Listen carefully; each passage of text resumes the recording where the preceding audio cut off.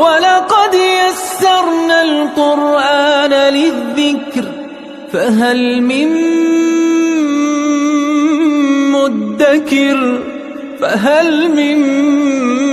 مُدَّكِرٍ الحمدللہ رب العالمین والصلاة والسلام علی سید الانبیاء والمرسلین وعلی آلہ الطیبین الطاہرین وعلی آلہ وصحبہ ومن تبعہم بإحسان الی یوم الدین، اما بعد۔ رب اشرح لی صدری ویسر لی امری واحلل عقدۃ من لسانی یفقہوا قولی۔ صدق اللہ العظیم۔ معزز سامعین و ناظرین، السلام علیکم ورحمۃ اللہ وبرکاتہ۔ خلاصۃ القرآن کے سلسلے میں آج ہماری یہ 19ویں نشست ہے، اور آج پارہ نمبر 23 میں بیان کردہ آیات ربانی کا مفہوم ہم جاننے کی کوشش کریں گے، اس دعا کے ساتھ کہ اللہ تعالی ہمیں اپنی فہم میں سے فہم اور اپنی سمجھ میں سے سمجھ عطا فرمائے، اور ہمیں قرآن کے رموز اور قرآن کے مطالب کو سمجھنے کی توفیق اور سعادت عطا فرمائے۔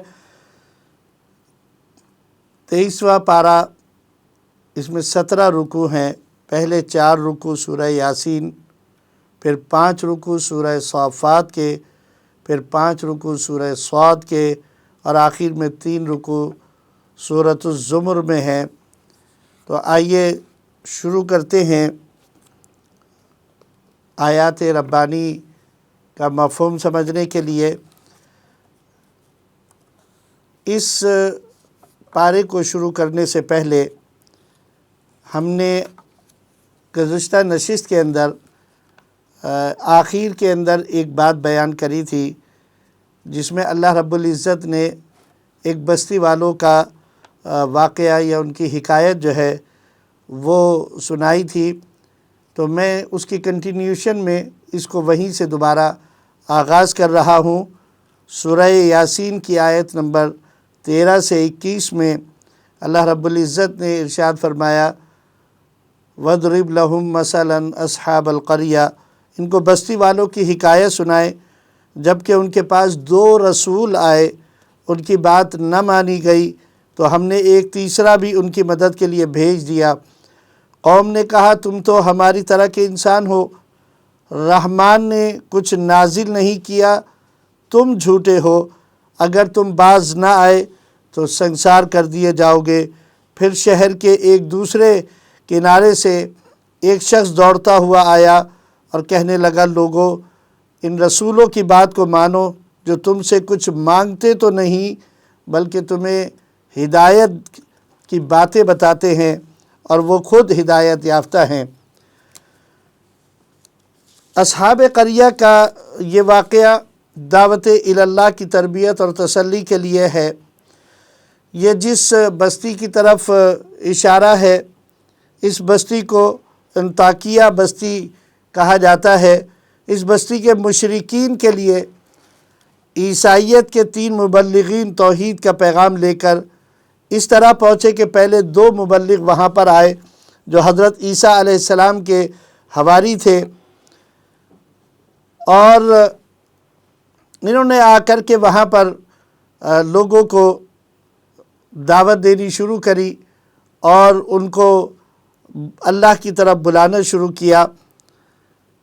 انہوں نے دیکھا کہ وہاں بستی سے الگ تھلگ ایک بوڑھا شخص بکریاں چرا رہا ہے۔ وہ ان کو دیکھ کر جب ان کے پاس آیا تو ان سے سوال کیا کہ تم کس بات کی تعلیم دیتے ہو؟ تو انہوں نے اللہ وحدہ لا شریک کی تعلیم دی کہ اللہ وحدہ لا شریک ہے، اور اس نے اپنے رسول عیسیٰ علیہ السلام کو لوگوں کی ہدایت کے لیے بھیجا ہے۔ یہ جو بوڑھا شخص تھا، اس کا نام حبیب نجار تھا۔ اس نے کہا، تمہارے پاس کوئی نشانی ہے؟ تو انہوں نے کہا کہ ہاں، ہم بیمار کو شفا یاب کر دیتے ہیں، کوڑی کے مرض والے کو ہاتھ پھیرتے صحیح کر دیتے ہیں۔ تو اس حبیب نجار کا ایک بیٹا تھا جو 2 سال سے بیمار تھا۔ وہ ان کو اپنے بیٹے کے پاس لے کر گیا انہوں نے ہاتھ پھیرا، اللہ نے اس کو شفا عطا فرما دی۔ حبیب نجار اس سے متاثر ہو کر مسلمان ہو گیا، اور پھر وہ بھی ان کے ساتھ اس دعوت کے اندر شریک ہو گیا۔ شہر والوں نے مبلغین کی بات نہ مانی، انہیں مارنے پیٹنے اور قتل کی دھمکیاں دینے پر اتر آئے۔ کہنے لگے تمہاری نحوست سے ہم مہنگائی اور باہمی اختلافات کی پریشانی میں مبتلا ہو گئے ہیں۔ مبلغین نے کہا کہ نحوست کی اصل وجہ تمہاری ہٹ درمی اور ضد ہے، اور اللہ کے پیغام کو تسلیم نہ کرنے کا شاخصانہ ہے۔ قوم کی زیادتی اور ظلم کا معلوم ہونے پر اللہ والوں کی حمایت میں حبیب نجار شہر کے کونے سے بھاگتا ہوا آیا اور قوم کو سمجھانے لگا کہ جس اللہ نے ہمیں پیدا کیا اسی کی طرف ہم لوٹ کر جانے والے ہیں۔ ہمیں عبادت بھی اسی کی کرنی ہے، اور مفادات سے بالا تر ہو کر جو لوگ ہمیں پیغام حق پہنچانے آئے ہیں ہمیں ان کی دعوت پر لبیک کہنا چاہیے۔ مگر قوم اپنے ظلم و ستم سے باز نہ آئی اور قاصدین حق کے قتل پر آمادہ ہو گئی۔ حبیب نجار نے قوم کے بجائے ان دونوں حواریوں کا جو حضرت عیسیٰ علیہ السلام کی طرف سے آئے تھے ان کا ساتھ دیا۔ اس کے بعد اللہ رب العزت نے ارشاد فرمایا آیت نمبر 22 سے 32 میں کہ وَمَا لِيَ لَا أَعْبُدُ الَّذِي فَطَرَنِي وَإِلَيْهِ تُرْجَعُونَ، اور اس نے کہا میں اس ہستی کی بندگی کیوں نہ کروں جس نے مجھے پیدا کیا، میں نے اسے چھوڑ دیا تو کون میرے کام آئے گا؟ میں اپنے رب پر ایمان لے آیا ہوں۔ انہوں نے ایمان کے تحفظ اور دین حق کی حمایت میں اپنی جان داؤ پر لگا دی، اور تینوں اللہ والے شہادت کے عظیم منصب پر فائز ہو گئے۔ وہ عزت کے ساتھ جنت میں داخل ہوئے۔ حق کے دفاع اور حمایت میں اس عظیم الشان قربانی پر اللہ کا نظام غیبی حرکت میں آ گیا، اور فرشتے نے فصیل پناہ کے دروازے پر کھڑے ہو کر ایک زوردار چیخ ماری جس کی ہولناکی اور دہشت سے ان کے کلیجے پھٹ گئے اور وہ ٹھنڈے ہو کر رہ گئے۔ انہیں ہلاک کرنے کے لیے اللہ تعالیٰ کو فرشتوں کے لشکر نہیں بھیجنے پڑے۔ افسوس ہے ان کے حال پر کہ انہوں نے ہر پیغمبر کا مذاق اڑایا۔ وہ ہلاک ہوئے اور دنیا میں پلٹ کر نہیں آئے۔ ان سب کی پیشی قیامت کے دن ہمارے سامنے ہوگی۔ اس لیے مشرکین مکہ کو مشرکین انطاکیہ کے اس عبرتناک انجام سے سبق سیکھ لینا چاہیے۔ آیت نمبر 33 سے 50 کے اندر اللہ رب العزت نے ارشاد فرمایا وَآیَةٌ لَهُمُ الْأَرْضُ الْمَيْتَةُ أَحْيَيْنَاهَا وَأَخْرَجْنَا مِنْهَا حَبًّا فَمِنْهُ يَأْكُلُونَ، پھر مرنے کے بعد زندگی اور اللہ کی قدرت کاملہ کے دلائل کے طور پر بارش سے مردہ زمین کے اندر زندگی کے آثار، لہلہاتی کھیتیاں، کھجور اور انگور کے باغات اور نہروں اور چشموں کی شکل میں آبپاشی کا نظام، انسانی خوراک کے لیے پھل اور سبزیاں اور مختلف سبزیوں کی ترکیب سے انواع و اقسام کے نت نئے کھانے، یہ سب اللہ نے ان کو اپنی قدرت کاملہ کے اظہار کے طور پر بیان فرمائے۔ ارشاد فرمایا کیا یہ لوگ اس پر بھی اللہ کا شکر کرتے ہوئے آسمانی نظام کی افادیت کو تسلیم نہیں کریں گے؟ ہر چیز کی جوڑوں کی شکل میں، یعنی نر اور مادہ یا مثبت اور منفی تخلیق، انسانی زندگی میں مظاہر قدرت کی کار فرمائی، شب و روز کی آمد و رفت کا ایک منظم نظام کہ دن کا غلاف اتاریں تو رات کی تاریکی اور رات کا غلاف اتاریں تو دن کا اجالا، چاند و سورج کا نظام شمسی کے تحت منٹوں اور سیکنڈوں کی رعایت کے ساتھ اپنے مدار میں نقل و حرکت کرنا کہ ایک دوسرے سے آگے نکل کر دن رات کی آمد و رفت میں کوئی خلل پیدا نہ کر سکے۔ اللہ کی قدرت کے یہ سب واضح دلائل ہیں۔ سمندر میں نقل و حمل کی سہولت کے لیے تیرتی ہوئی کشتیاں جنہیں اللہ تعالیٰ جب چاہے اس طرح غرق کر دے کہ تمہاری آواز بھی نہ نکل سکے، اور اس قسم کی کتنی ہی جدید انداز کی سواریاں اللہ نے پیدا کی ہیں، یہ سب اس کی رحمت کے تقاضے کے تحت ایک مقررہ وقت تک دنیا والے اس سے استفادہ کر سکتے ہیں۔ اس کے بعد تقوی اختیار کرنے، غرباء و مساکین پر خرچ کرنے کی تلقین ہے، اور اس کے بعد مشرکین کی ہٹ دھرمی اور دلالت کا تذکرہ اور قیامت قائم کرنے کے فوری مطالبے پر مخصوص اسلوب میں تنبیہ کہ یہ لوگ ایک زوردار چیخ کے منتظر ہیں جو انہیں بھرپور زندگی گزارتے ہوئے اچانک آ لے گی اور انہیں اپنے اہل خانہ تک پہنچنے اور کسی قسم کی وصیت کرنے کی مہلت بھی نہ مل سکے گی۔ اس کے بعد آیت نمبر 51 سے 67 میں اللہ رب العزت نے ارشاد فرمایا وَنُفِخَ فِي الصُّورِ فَإِذَا هُمْ مِنَ الْأَجْدَاثِ إِلَىٰ رَبِّهِمْ يَنْسِلُونَ۔ اس کے بعد قیامت کی منظر کشی کی گئی کہ جیسے ہی سور پھونکا جائے گا لوگ قبروں سے نکل کر اتنی بڑی تعداد میں اپنے رب کے سامنے حاضری کے لیے چل پڑیں گے کہ وہ پھسلتے ہوئے محسوس ہوں گے اور بے اختیار پکار اٹھیں گے کہ ہمیں قبروں سے کس نے نکال باہر کیا، پھر خود ہی یہ کہنے پر مجبور ہو جائیں گے کہ یہ تو رحمان کے وعدے کی عملی تفسیر ہے اور رسولوں نے بالکل سچ کہا تھا۔ اس کے بعد ظلم سے پاک محاسبہ اور جیسی کرنی ویسی بھرنی کے ضابطے کے مطابق جزا و سزا کا عمل ہوگا۔ جنت والے اپنی مشغلوں میں شاداں و فرحاں ہوں گے، گھنے سائے میں اپنی ازواج کے پہلو بہ پہلو تکیہ لگائے ہوئے لطف اندوز ہو رہے ہوں گے، جو طلب کریں گے وہ ان کے سامنے پیش کر دیا جائے گا۔ رب رحیم کی طرف سے انہیں سلامتیاں دی جا رہی ہوں گی، سلام قولا من رب الرحیم، سلام قولا من رب الرحیم۔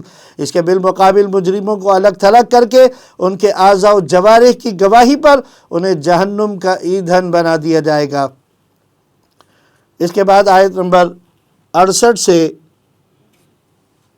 اور 83 میں اللہ رب العزت نے ارشاد فرمایا وَمَن نُعَمِّرْهُ نُنَكِّسْهُ فِي الْخَلْقِ أَفَلَا يَعْقِلُونَ۔ توحید و رسالت کے مزید دلائل اللہ رب العزت بیان فرما رہا ہے کہ جس کو ہم لمبی عمر دیتے ہیں اس کو اوندھا کر دیتے ہیں، کیا اس سے انہیں عقل نہیں آتی؟ ہم نے آپ کو شعر نہیں سکھایا، نہ یہ آپ کے لیے مناسب تھا۔ آپ پر قرآن نازل ہوا جو زندوں کے لیے نصیحت ہے۔ پھر کچھ انعامات خداوندی کا تذکرہ کر کے شرک کی مذمت کی گئی ہے اور باطل پرستوں کے اعتراضات سے اثر قبول نہ کرنے کی تلقین کی گئی ہے، اور آخر میں مرنے کے بعد زندہ ہونے پر معرکۃ الآراء انداز میں عقلی دلائل دے کر اس صورت کا اختتام ہوا ہے۔ واقعہ یہ ہوا کہ عاص بن وائل یہودی رسول اللہ صلی اللہ علیہ وسلم کے پاس ایک ہڈی لے کر آیا، پس کہنے لگا اے محمد صلی اللہ علیہ وسلم، کیا اللہ اس ہڈی کو بوسیدہ ہونے کے بعد پھر اٹھائے گا؟ آپ صلی اللہ علیہ وسلم نے فرمایا ہاں، اللہ تعالیٰ اس ہڈی کو اٹھائے گا، تجھ کو موت دے گا، پھر تجھ کو زندہ کرے گا، پھر تجھ کو جہنم کی آگ میں داخل کر دے گا۔ حضرت ابن عباس رضی اللہ تعالیٰ عنہ فرماتے ہیں کہ پھر یاسین کی آیت نمبر 77 سے 80 تک کی آیات نازل ہوئیں اور ارشاد فرمایا وہ اللہ جس نے پہلے اس انسان کو پیدا کیا وہی دوبارہ بھی پیدا کر لے گا۔ وہ اللہ جو سبز درخت سے آگ پیدا کرتا ہے جس سے تم چولہے جلاتے ہو، وہ اللہ جس نے آسمان و زمین جیسے مشکل ترین اور بڑے بڑے اجسام کو پیدا کیا، کیا وہ انسان جیسی چھوٹی مخلوق کو بہت آسانی سے نہیں پیدا کر سکتا؟ کسی بھی بڑے یا چھوٹے کام کے لیے اسے اس سے زیادہ کچھ نہیں کرنا پڑتا کہ وہ وجود میں آنے کا حکم دیتے ہوئے کن کہتا ہے تو وہ چیز فیکون یعنی وجود میں آ جاتی ہے۔ فسبحان الذی بیدہ ملکوت کل شیء والیہ ترجعون۔ پاک ہے وہ ذات جس کے ہاتھ میں ہر شے کا اقتدار ہے اور سب کو اسی کی طرف واپس لوٹ کر جانا ہے۔ یہاں سورہ یاسین کا اختتام ہوتا ہے اور سورہ صافات کا آغاز ہوتا ہے۔ سورہ صافات مکی ہے، اس میں 5 رکوع اور 182 آیات ہیں۔ اس کا نام اس کے شروع کے الفاظ سے ماخوذ ہے۔ اس میں مسائل توحید اور انبیاء کرام علیہم السلام خصوصاً حضرت نوح و ابراہیم، حضرت اسماعیل اور حضرت یونس علیہ السلام کے علاوہ اور دیگر انبیاء کا تذکرہ اور ان کے واقعات موجود ہیں۔ آیت نمبر 1 سے 21 میں اللہ رب العزت نے ارشاد فرمایا وَالصَّافَّاتِ صَفًّا فَالزَّاجِرَاتِ زَجْرًا فَالتَّالِيَاتِ ذِكْرًا۔ فرشتوں کو الصافات کہا گیا ہے اس لیے کہ وہ دربار خداوندی میں صف بندی کا اہتمام کرتے اور قطار در قطار اللہ کے حضور حاضر ہوتے ہیں۔ اس سے حیات انسانی میں قطار کی اہمیت بھی اجاگر ہوتی ہے۔ نزول قرآن کے وقت آسمان اس اعتبار سے بہت اہمیت کا حامل تھا کہ قرآن آسمانوں سے اوپر عرش معلیٰ پر لوح محفوظ سے منتقل ہو کر فرشتوں کے توسط سے زمین پر اتر رہا تھا، اور اس بات کا امکان تھا کہ شرارتی جنات و شیاطین قرآن کریم کے بعض کلمات کو لے کر خلط ملط نہ کر دیں اور تحریف کر کے لوگوں میں نشر کرنے کی کوشش کریں۔ اللہ تعالیٰ نے آسمان پر حفاظتی چوکیوں یعنی بروج قائم کر کے فرشتوں کو ان پر مامور کر دیا تاکہ شیاطین اپنے مقاصد میں کامیاب نہ ہو سکیں۔ ستارے آسمان کی زینت بھی ہیں اور شیاطین سے حفاظت کا ذریعہ بھی ہیں۔ اگر کوئی شیطان چھپ کر سننے کی کوشش کرتا ہے تو شہاب ثاقب اس کا پیچھا کر کے اسے راہ فرار پر مجبور کر دیتا ہے۔ فَأَتْبَعَهُ شِهَابٌ ثَاقِبٌ، انسان کی تخلیق چپکنے والی مٹی سے کی گئی ہے۔ پھر بتایا کہ مرنے کے بعد یہ انسان دوبارہ زندہ ہوگا اور اسے احتساب کے کڑے عمل سے گزرنا پڑے گا اور ہر شخص کو اپنے کیے کا بدلہ مل کر رہے گا۔ اس کے بعد آیت نمبر 22 سے 74 کے اندر ارشاد باری تعالیٰ ہے، احشروا الذین ظلموا وازواجہم وما كانوا یعبدون من دون اللہ فاہدوہم الی صراط الجحیم۔ مشرکوں کو ان کے ہم مشرب لوگوں اور ان کے معبودوں کو اکٹھا کر کے جہنم میں جمع کر کے کہا جائے گا، ایک دوسرے کی مدد کیوں نہیں کرتے؟ اب یہ سب حیران و پریشان ہوں گے، طاقتور کمزوروں سے کہیں گے ہمارا تم پر کوئی زور نہیں تھا، بس تم خود ہی گمراہ ہو گئے، ہم نے تمہیں بہکایا مگر ہم تو خود بھی بہکے ہوئے تھے۔ اس روز یہ سب عذاب میں شریک ہوں گے۔ مجرموں سے ہم اسی طرح نمٹا کرتے ہیں، جب ان کو دنیا میں توحید الہی کی طرف بلایا جاتا تھا تو یہ تکبر کرتے تھے اور کہتے تھے کہ ہم ایک شاعر دیوانے کے لیے اپنے معبودوں کو کیوں چھوڑیں، اچھا آخرت میں اب اپنی بات کا بدلہ چکھو۔ پھر فرمایا آج صرف اللہ کے برگزیدہ بندے بچیں گے، وہ جنت میں مسرور ہوں گے، ایک دوسرے کو مبارکباد دے دیں گے، خیال کریں گے کہ ہمارا ایک ساتھی تھا، وہ قیامت کا منکر تھا، آج دکھائی نہیں دیتا، جھانک کر دیکھیں گے تو وہ دوزخ میں پڑا ہوگا۔ اس وقت جنتی اللہ رب العزت کا شکر کریں گے، دیکھو یہ جنت بہتر ہے یا توہر کا درخت جو جہنم کی تہ سے نکلتا ہے۔ دوزخی اس سے پیٹ بھریں گے، اوپر سے کھولتا پانی پئیں گے۔ یہ تھے اپنے گمراہ کافر باپ دادا کے پیچھے چلنے والے، یہ ایمان نہیں لائے تھے، حالانکہ پہلی کافر قوموں کا انجام اچھی طرح سن چکے تھے۔ اس کے بعد آیت نمبر 75 سے 113 کے اندر اللہ رب العزت نے حضرت نوح علیہ السلام اور حضرت ابراہیم و اسماعیل علیہ السلام کا ذکر فرمایا کہ وَلَقَدْ نَادَانَا نُوحٌ فَلَنِعْمَ الْمُجِيبُونَ، نوح نے ہمیں پکارا، ہم نے ان کی خوب سنی، سلام ہو نوح پر، ہم نے اسے اور اس کے خاندان کو بچا لیا اور اس کی نسل کو باقی رکھا، بعد کی نسلوں میں اس کی یاد باقی رکھی اور اس کے دشمن غرق ہوئے۔ انہی کے نقش قدم پر چلنے والے ابراہیم تھے جنہوں نے قوم کو شرک سے روکا، وہ نہ مانے تو ان کے بتوں کو تباہ و برباد کر دیا، انہوں نے آپ کو آگ میں ڈالا تو ہم نے کافروں کو ذلیل کر دیا، انہوں نے ہجرت فرمائی تو ہم نے انہیں ایک حلیم بیٹے کی خوشخبری دی، بچہ بڑا ہوا تو ابراہیم علیہ السلام نے ایک خواب دیکھا کہ وہ اپنے بیٹے کو اپنے ہاتھ سے ذبح کر رہے ہیں، بچے کو خواب سنایا تو اس نے کہا جو حکم ملا ہے اس کو پورا کیجئے، انشاءاللہ آپ مجھے صابروں میں سے پائیں گے۔ جب دونوں نے سر جھکا دیا یعنی اللہ کے حکم کی تعمیل کری تو ابراہیم نے بیٹے کو ماتھے کے بل گرا دیا یا لٹا دیا تو ہم نے کہا ابراہیم تو نے خواب سچا کر دکھایا، یہ واقعی بڑی آزمائش تھی، فدیے میں ایک عظیم ذبیحہ دے کر ہم نے اسماعیل کو بچا لیا اور ہم نے ان کا ذکر خیر بعد میں آنے والوں کے لیے باقی رکھا، سلام ہو ابراہیم پر، پھر ہم نے ان کو اسحاق اور یعقوب عطا فرمائے۔ یہاں ایک حکایت بیان کرنا جو حدیث مبارکہ میں ہم کو ملتی ہے، میں اسے ضروری سمجھوں گا، اور وہ یہ ہے کہ ایک مرتبہ نبی کریم صلی اللہ علیہ وآلہ وسلم نے حضرت جبریل امین سے پوچھا کہ اے جبریل یہ تو بتاؤ کہ کیا تمہیں کبھی دنیا کی طرف اپنی پوری قوت اور طاقت صرف کر کے کبھی کسی کام کے لیے آنا پڑا؟ تو حضرت جبریل علیہ السلام نے فرمایا کہ بے شک ایسے کئی ایک مواقع آئے جب مجھے بڑی تیزی کے ساتھ زمین کی طرف آنا پڑا، تو اللہ رب العزت نے جب حضرت یوسف علیہ السلام کو ان کے بھائیوں نے اندھے کنویں کے اندر ڈالا، تو اللہ رب العزت نے مجھے حکم دیا ان کے پھینکنے کے بعد کہ جاؤ تیزی سے اور جا کر کے میرے یوسف کو اپنے پروں پر اٹھا لو، ان کو کوئی گزند یا کوئی زخم یا کوئی تکلیف نہ پہنچنے پائے۔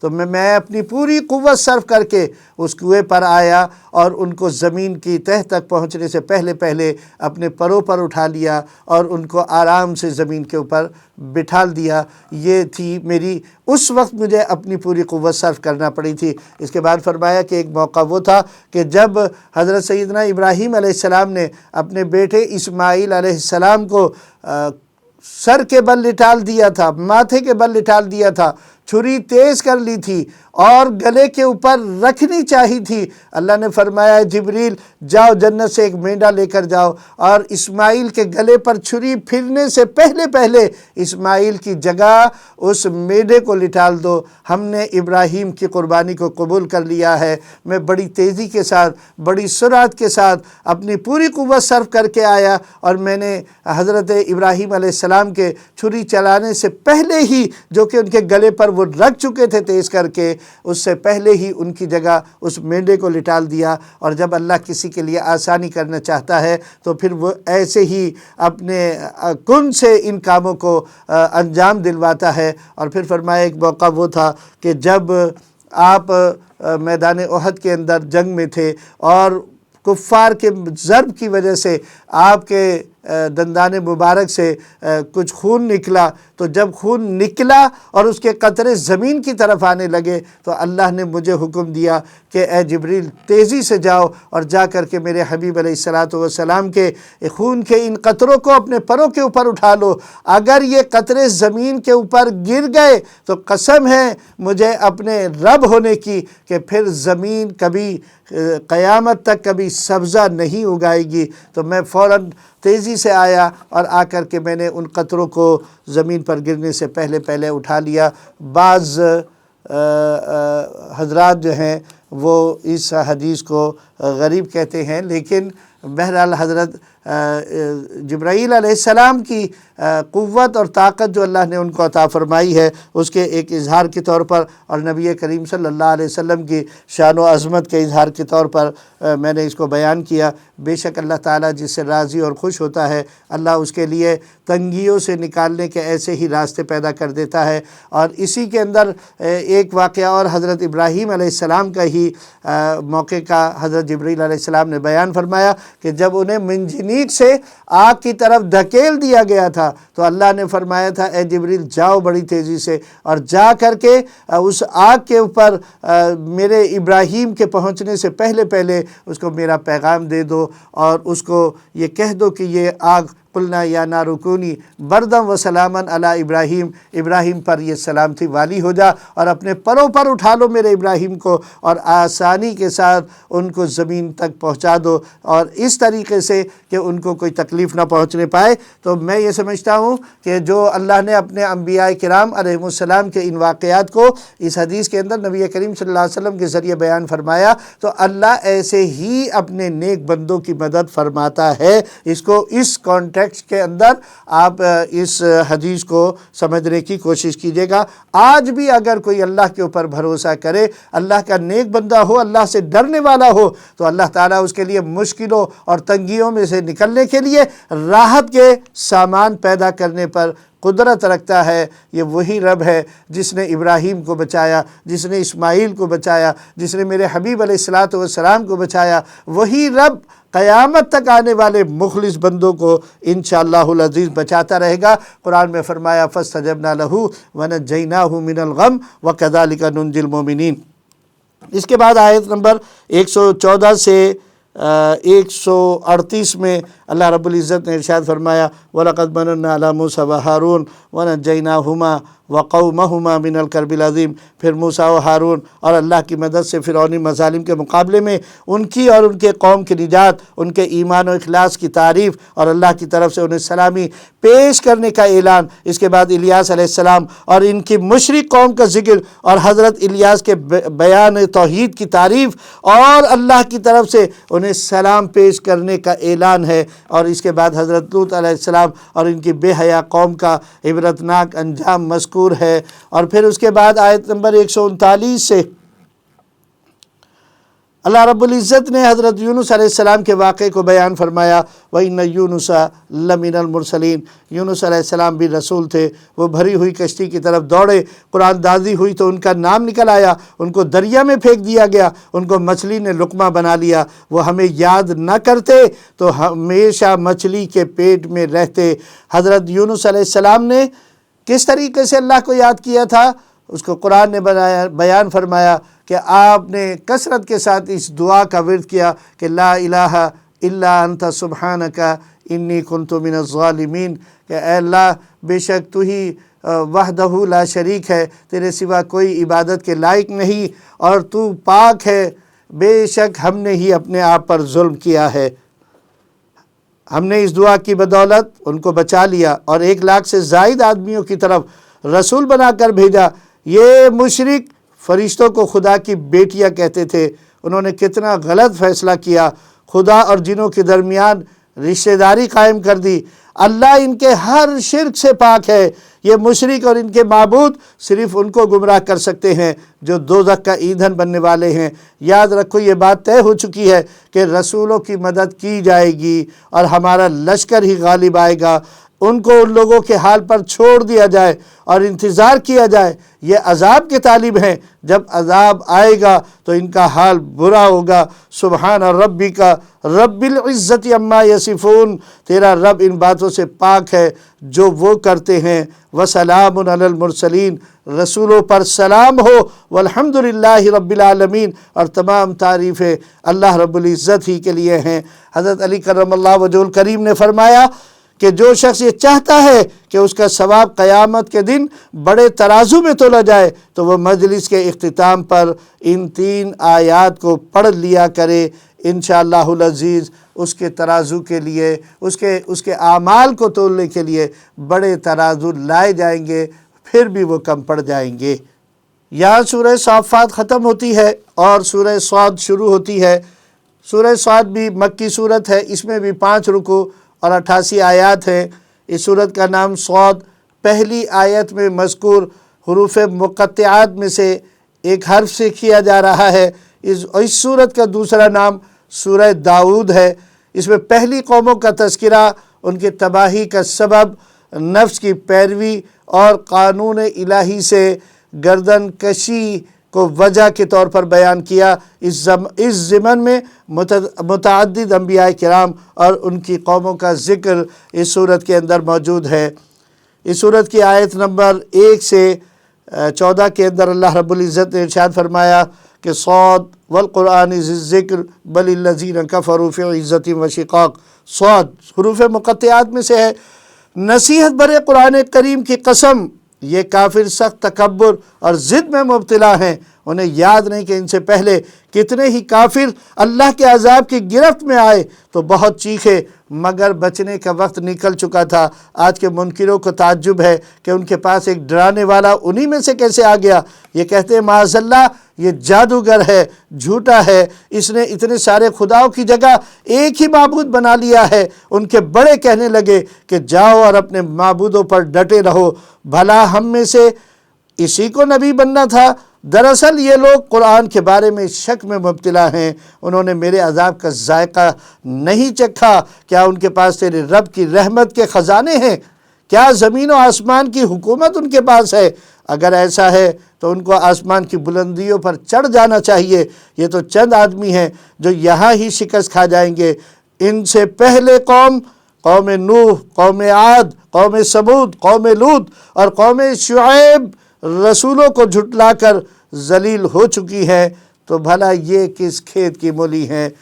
آیت نمبر 15 سے 26 کے اندر اللہ رب العزت نے ارشاد فرمایا وما ينظر هؤلاء الا صيحة واحدة ما لها من فواق، یہ عذاب کے طلبگار ہیں، مگر جب عذاب آئے گا تو ان کو بالکل مہلت نہیں ملے گی۔ آپ ان باتوں پر صبر کریں۔ حضرت داؤد علیہ السلام کی مثال آپ کے سامنے ہے، وہ ہمارے فرما بردار تھے، پہاڑ اور پرندے ان کے ساتھ مل کر ہماری تسبیح کرتے تھے، ہم نے انہیں مضبوط حکومت اور دانائی اور فیصلہ کن بات کہنے کی صلاحیت عطا کی تھی۔ ان کے پاس ایک مقدمے کے دو فریق دیوار چڑھ کر بالا خانے میں گھس آئے تھے۔ حضرت داؤد علیہ السلام گھبرا گئے، انہوں نے عرض کی حضرت ہم دو فریق مقدمہ ہیں، ہمارے درمیان فیصلہ فرما دیجئے۔ ایک کہنے لگا یہ میرا بھائی ہے، اس کے پاس 99 دمبیاں ہیں، میرے پاس ایک دمبی ہے، یہ کہتا ہے اپنی دمبی بھی مجھے دے دو، اس نے مجھے گفتگو میں دبا لیا ہے۔ آپ نے فرمایا اس شخص نے تم سے ایک دمبی مانگ کر واقعی ظلم کیا ہے، اور اکثر شریک کاروبار ایک دوسرے پر زیادتی کرتے ہیں۔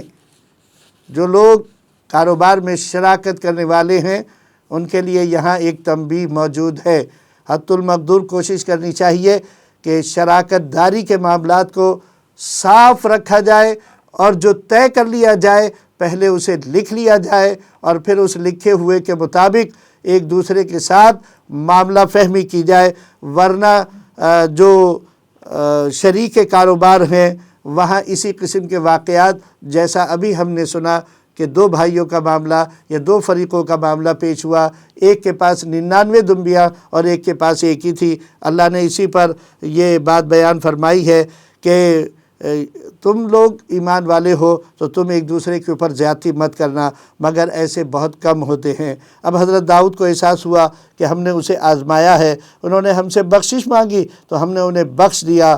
ہم نے داؤد سے فرمایا کہ ہم نے آپ کو زمین میں خلیفہ بنایا ہے، آپ لوگوں کے درمیان انصاف سے فیصلہ کریں اور اپنی خواہش کے پیچھے نہ چلیں، خواہشات راہ راست سے دور لے جایا کرتی ہیں۔ اس کے بعد آیت نمبر 27 سے 40 تک میں اللہ رب العزت نے ارشاد فرمایا وَمَا خَلَقْنَا السَّمَاءَ وَالْأَرْضَ وَمَا بَيْنَهُمَا بَاطِلًا ذَلِكَ ظَنُّ الَّذِينَ كَفَرُوا فَوَيْلٌ لِّلَّذِينَ كَفَرُوا مِنَ النَّارِ۔ ہم نے آسمان و زمین کا نظام بیکار نہیں بنایا، ہم ایمان والوں اور بدکاروں کو کبھی ایک جیسا نہیں کریں گے۔ یہ کتاب مبارک ہم نے غور کرنے اور نصیحت حاصل کرنے کے لیے نازل فرمائی ہے۔ ہم نے داؤد کو سلیمان عطا فرمایا، وہ بہت اچھے بندے تھے۔ ایک دن ان کے سامنے تیز رو گھوڑے پیش کیے گئے تو انہوں نے کہا کہ میں نے مال کی محبت میں اپنے رب کی یاد سے غافل ہو کر یہ اختیار کیا ہے، یہاں تک کہ جب وہ گھوڑے نگاہ سے اجھل ہونے لگے تو آپ نے ان کو واپس لانے کا حکم دیا، پھر ان کی پنڈلیوں اور گردنوں پر ہاتھ پھیرنے لگے۔ ہم نے سلیمان کی بھی آزمائش کی اور اس کی کرسی پر ایک لوتھڑا ڈالا۔ انہوں نے رب سے عرض کیا اے میرے رب مجھے بخش دے اور مجھے ایسی حکومت عطا فرما جو میرے بعد کسی کے شایع نہ ہو۔ سلیمان علیہ السلام کے لیے دیو اور ہوائیں مسخر کر دیں۔ سلیمان ہمارے ہاں بڑے مرتبے والے تھے۔ اس کے بعد آیت نمبر 41 سے 64 کے اندر اللہ رب العزت نے ارشاد فرمایا وَاذْكُرْ عَبْدَنَا ایوب اذ نادى رَبَّهُ انی مسنی الشیطان بنصب وعذاب۔ اور ہمارے بندے ایوب کو یاد کیجئے جب انہوں نے دعا کی کہ اے رب مجھے شیطان نے سخت تکلیف اور عذاب میں ڈال دیا ہے۔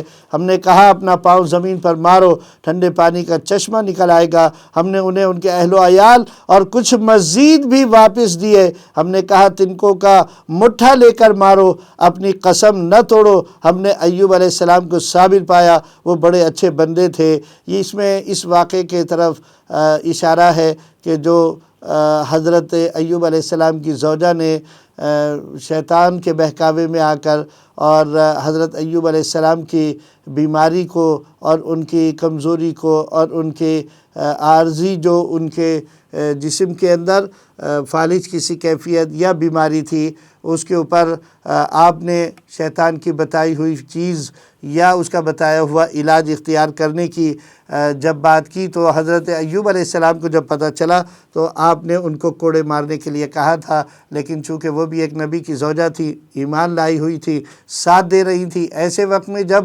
قوم نے آپ کو بستی سے اٹھا کر کچرا گاہ کے اوپر پھینک دیا تھا تو آپ کی زوجہ ہی تھی جو آپ کی تیمارداری من جانب اللہ کر رہی تھی۔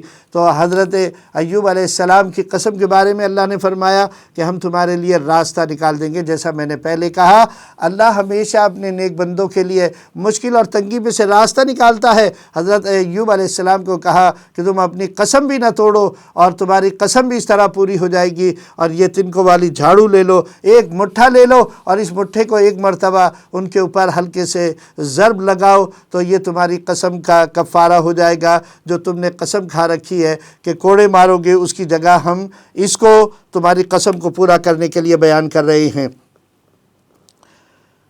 ارشاد باری تعالیٰ ہوا، ہم نے ایوب کو صابر پایا، وہ بڑے اچھے بندے تھے۔ ابراہیم، اسحاق، یعقوب، اسماعیل، الیسع اور ذوالکفل علیہم السلام سب نیک کردار تھے۔ ان پرہیزگاروں کے لیے جنت کے دروازے کھلے ہوں گے، اور ان کے ساتھ شرم و حیا والی ہم عمر عورتیں بھی جلوہ افروز ہوں گی۔ ہمارا رزق جو کہ کبھی نہ ختم ہونے والا ہے وہ بھی ان کو حاصل ہوگا۔ پھر ارشاد فرمایا، سرکشوں کا حال بہت برا ہوگا، وہ جہنم میں ہوں گے، گرم پانی اور زخموں کا دھون پینے کو ملے گا۔ وہ اپنے بعد میں آنے والوں پر لعنت بھیجیں گے، بعد میں آنے والے پہلوں کو برا بلا کہیں گے، ایک دوسرے کے لیے بد دعائیں دیں گے اور کہیں گے دنیا میں ہم جنہیں برا سمجھتے تھے وہ آج دکھائی نہیں دیتے۔